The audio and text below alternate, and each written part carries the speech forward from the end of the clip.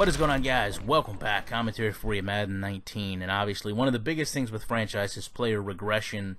And I think when we look at what they're talking about doing, you have to take it with a little bit of a grain of salt because we hear these things all the time. But we're obviously being told more dynamic, more meaning to each player. Everyone is going to have a unique chance at either slowly regressing or slowly accelerating.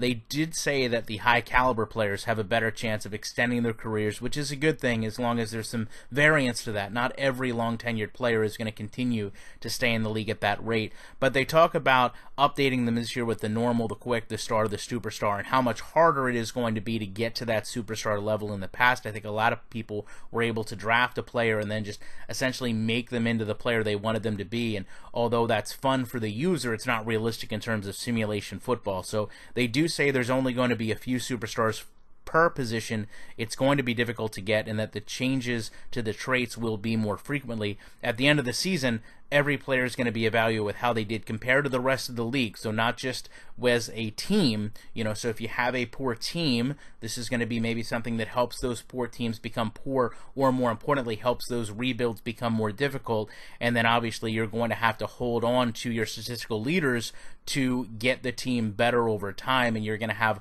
a more difficult time and challenge in getting those players to the top level because they have to be competitive among the whole league. So furthermore, they also specifically mentioned it is going to be extremely rare for superstars to come out of their generated draft classes. They didn't really touch on how the custom draft classes are going to be affected by this, if we're going to be able to control kind of the background of this and make those superstar players. I know that's something a lot of people will ask, but right now we just don't have the answer. But again, wanted to go through some of the regression, talk about the depth that they're talking about bringing to the game. Appreciate you checking this out. Love to know your opinion on it. Back very shortly with more commentary.